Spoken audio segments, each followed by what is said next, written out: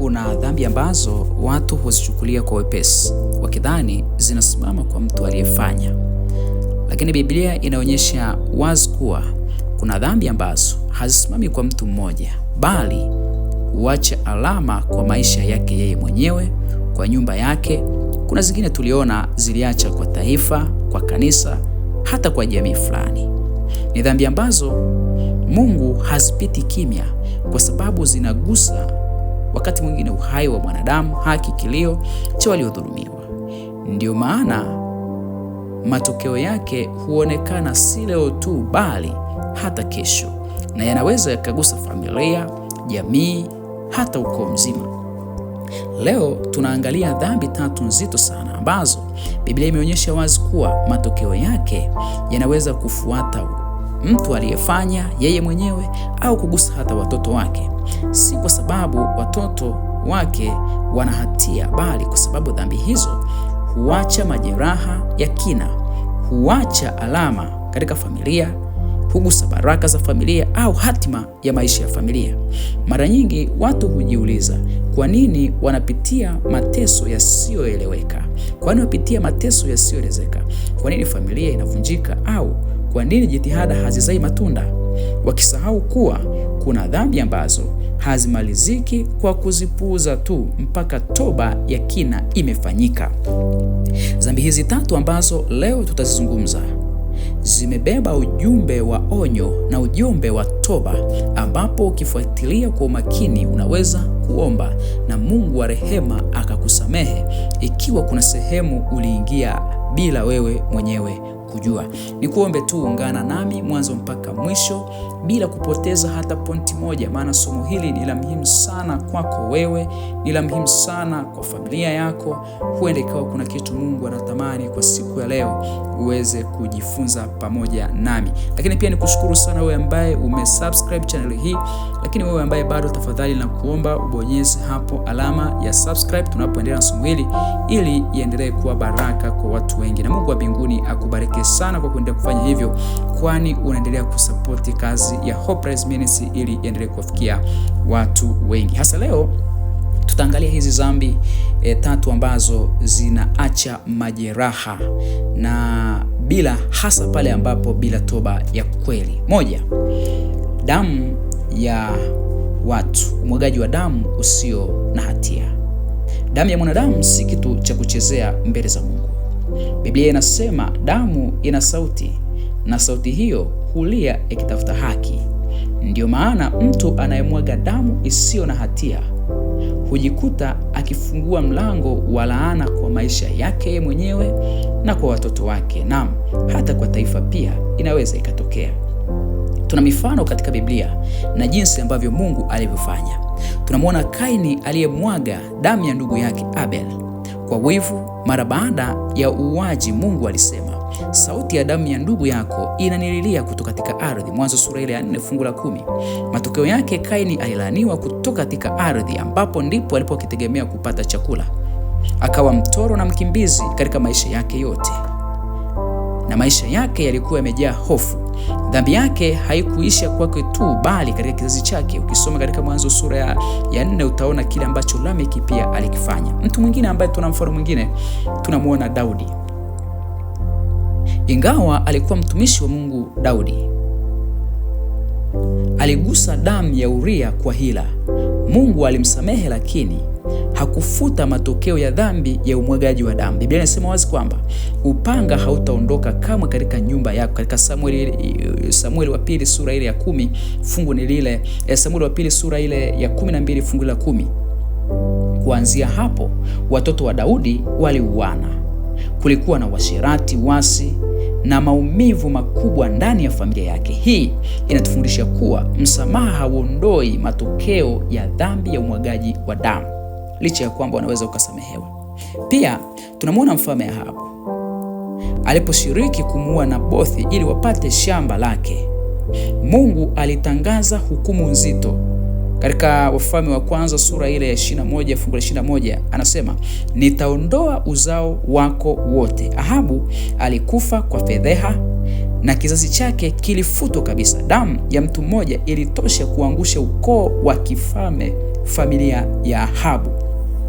Biblia inaonya wazi, yoyote amwagaye damu ya mtu, damu yake itamwagwa na wanadamu, katika Mwanzo sura ile ya 9 fungu lile la 6. Damu huzaa damu na laana yake hufuata kizazi. Rafiki yangu, ninatamani kuambia jambo hili. Katika vile vitu 6 ambavyo Mungu anavichukia, miongoni mwa vitu ambavyo Mungu anavichukia ni mikono inayomwaga damu isiyo na hatia. Kuna nyakati unaweza ukaacha kizazi chako kikapitia katika hali ngumu sana, watoto wako wakateseka, kumbe umefanya dhambi ya umwagaji wa damu ya watu wasio na hatia. Kilio cha damu kinagusa hatima yako, kinagusa hatima ya familia yako, na kinaweza kikagusa hatima ya jamii unayoishi. Mungu akusaidie sana, kwa sababu dhambi hii ina hatia. Dhambi hii ina hatia kwa yule aliyeifanya. Dhambi hii ina hatia, haina utulivu kabisa. Mungu akusaidie sana katika dhambi hii ya umwagaji wa damu isiyo na hatia. Ina matokeo kwa kizazi chako, maana tumeona mifano. Nimezungumza tu michache, lakini uhalisia kwa mifano mingi ya umwagaji wa damu, na Mungu ameonya, amwagaye damu ya mtu naye damu yake pia itamwagwa na inaleta laana katika nchi. Namba 2,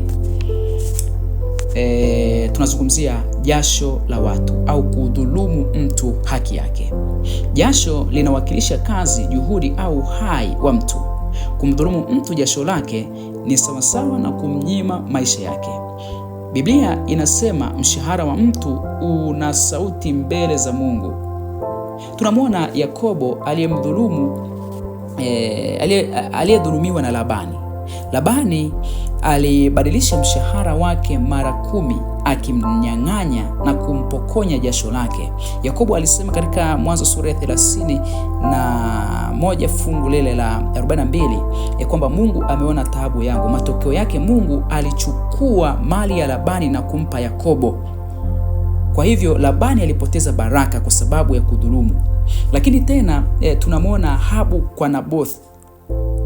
Si damu tu bali pia jasho la urithi wa mtu. Nabothi aliyefanya kazi shamba la baba yake kwa miaka, lakini Ahabu akamnyang'anya. Hapo Mungu hakutangaza tu hukumu juu ya Ahabu peke yake, bali juu ya uzao wake wote. Jasho la Nabothi lilizua baraka, lilichukua baraka ya familia ya Ahabu yote. Neno la Mungu linasema ya kwamba mshahara wa mfanyakazi uliowanyima unalia, kilio chao kimefika masikioni mwa Bwana, katika Yakobo sura ya 5 fungu la 4.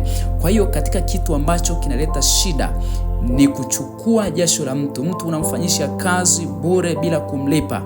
Neno la Mungu linasema ya kwamba umlipe mtu ujira wake kabla hata jua halijazama. Usile jasho la watu. Kuna wakati unataka upate mafanikio katika jasho la watu, ni jambo la hatari sana. Jambo lingine ambalo linaleta shida ni dhambi ambayo inagusa familia na kugusa wewe, hata inaweza kuleta matokeo makubwa kwa jamii yako. Machozi ya watu. Machozi ya mtu aliyedhulumiwa ni silaha hatari sana ya kiroho. Huenda mtu akalia kimya mbele zako, lakini mbele za Mungu machozi hayo hupaza sauti kubwa.